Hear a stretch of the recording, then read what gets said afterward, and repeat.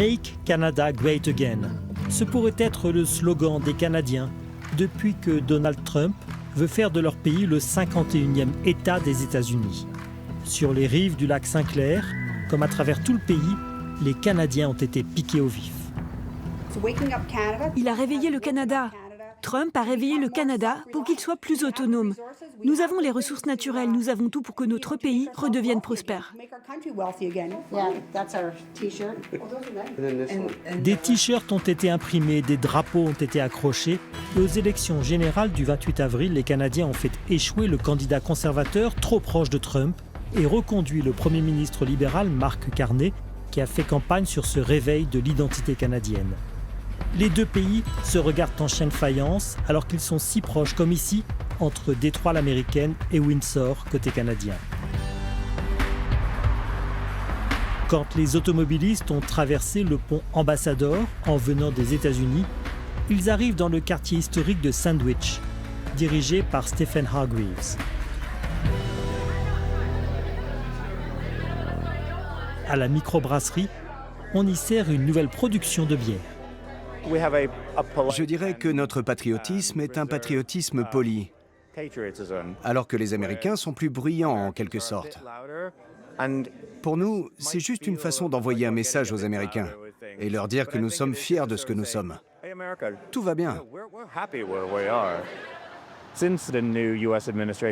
Depuis qu'il y a cette nouvelle administration aux États-Unis, qui en fait a menacé le Canada avec des déclarations provocantes sur l'avenir du Canada, beaucoup de gens que je connais n'ont plus traversé le pont. Alors que Détroit, pour nous, c'était notre centre-ville. C'est un grand changement de ne plus aller à Détroit. Et pourtant, en septembre prochain, un nouveau pont va relier les deux États. Mais ce chantier, financé par le Canada et qui devait célébrer une relation unique, est aujourd'hui vu différemment. Quand ce projet a été lancé, c'était quand Justin Trudeau était Premier ministre et Barack Obama président. Ils entretenaient de bonnes relations. Il y avait cette idée d'avoir un espace libre, où le commerce serait ouvert de part et d'autre de la frontière. Maintenant, c'est très différent. Je ne sais pas si ce serait aussi facile de décider ce genre de choses aujourd'hui. Et je pense que les Canadiens seraient peu enclins à mettre de l'argent dans un projet comme ça s'il y a des difficultés dans la relation entre les États-Unis et le Canada. À une centaine de kilomètres plus au nord, toujours du côté canadien, c'est la réserve indienne de l'île de Walpole. Juste en face, c'est la rive américaine.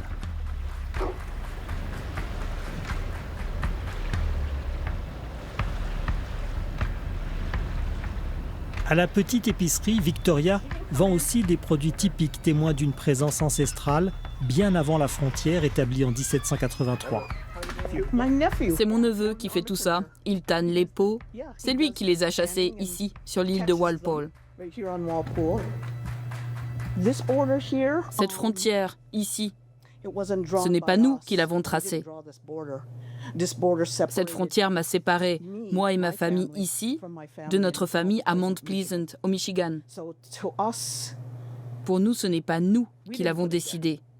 Je ne l'aime pas, mais que faire? No.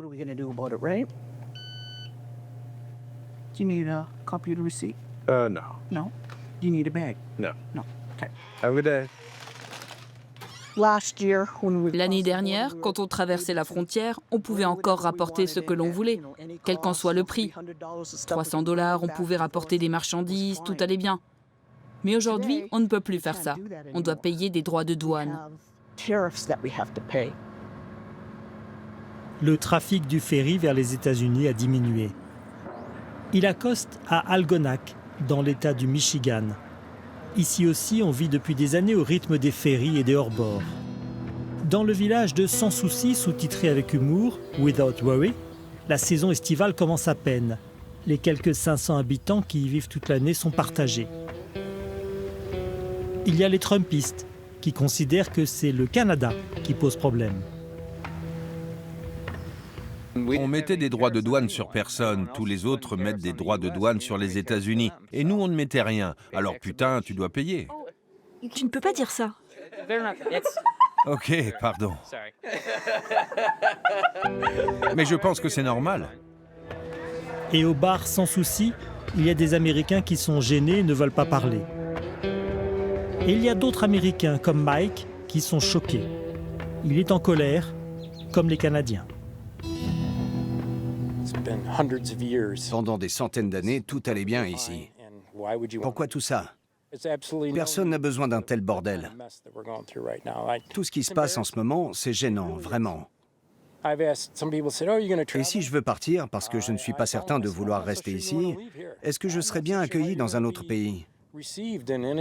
Parce qu'à l'étranger, ils nous regardent et se disent « Mais qu'est-ce qui se passe chez vous, les gars ?» Et je suis d'accord. Je ne sais pas. On a réélu un homme condamné au pénal, président des États-Unis. Vraiment? Comment cela est possible? C'est comme dans un mauvais film.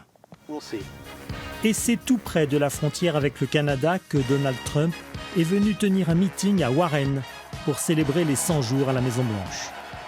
You finally have a champion for workers in the White House, and instead of putting China first, I'm putting Michigan first, and I'm putting America first. Le Michigan est un de ces États qui lui a donné la victoire en novembre dernier. À 5 miles de là, où se tenait le meeting, il y a l'église presbytérienne de Lake Shore. L'électorat traditionnel républicain s'y retrouvait pour la célébration de Pâques.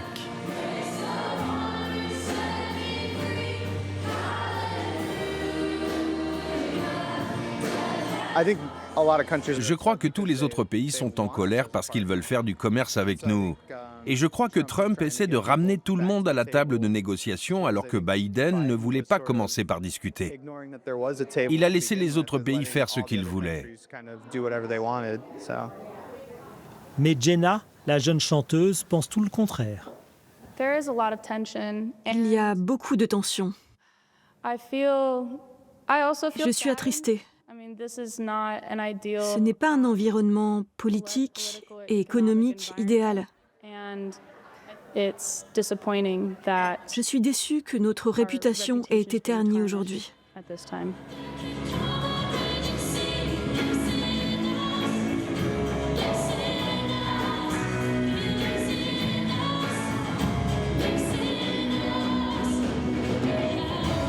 Le destin de Détroit, la capitale de l'automobile, a souvent été lié aux décisions prises à la Maison-Blanche. Sauvé par Barack Obama en 2010, le secteur est aujourd'hui inquiet. La ville de Détroit reste un fief du Parti démocrate et à la Chambre de commerce, on dénonce frontalement les décisions de Trump et surtout l'instabilité qu'il crée dans le monde des affaires. L'objectif principal des droits de douane, c'est de relocaliser les productions, de déplacer les emplois. Mais nous, ici, dans le Michigan, on ne le voit pas comme ça, parce que le Michigan et l'Ontario, au Canada, sont très liés. Le commerce, les échanges. Et on vit comme ça ensemble depuis plus de 120 ans. Alors nous sommes convaincus ici qu'il faut garder ces échanges et ne surtout rien casser. La concurrence n'est pas entre le Canada et les États-Unis. La concurrence, elle est à un niveau plus large, particulièrement avec l'industrie automobile chinoise. Alors nous, on doit rester plus forts ensemble. Au bout du pont Ambassador, Windsor, la capitale de l'automobile au Canada, est depuis un siècle intimement liée à Détroit, l'américaine. Mais tout oppose désormais les deux pays. Les Américains moquent les Canadiens qu'ils qualifient de gentils, et les Canadiens affirment de plus en plus leurs différences, notamment sur le terrain social. Au siège du syndicat canadien des ouvriers de l'automobile, John Daniolo montre avec sa propre voiture à quel point ces droits de douane seront intenables.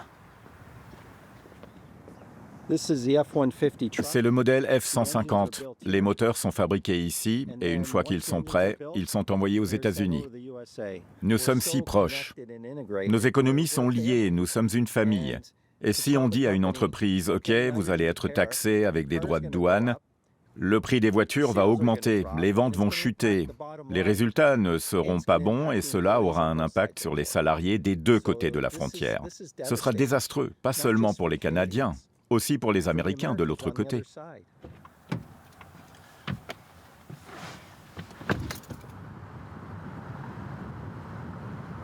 Je crains que tout le monde se mette à construire des murs entre nous, que l'on ne partage plus nos industries, nos technologies, nos valeurs. Ignorer l'environnement social des gens, c'est dangereux. C'est ma plus grande crainte. Parce qu'ici au Canada, on a une couverture maladie universelle, pas aux États-Unis. Nous, on est des gens ouverts. Et si au Canada, on commence à pointer les gens du doigt selon votre apparence physique, ou les gens que vous aimez, c'est triste. Moi, je ne voudrais jamais voir ça. Et ça m'effraie terriblement. Moi, je ne veux pas avoir ça. Je ne peux pas. On est Canadiens. Un pays de 40 millions d'habitants s'est levé face à son voisin qui en a 340 millions. Comme cela arrive à travers l'histoire du monde, l'agresseur a réveillé l'agressé, qui s'émancipe. Les Canadiens savent encore plus aujourd'hui pourquoi ils ne veulent pas être des Américains. Merci Donald Trump.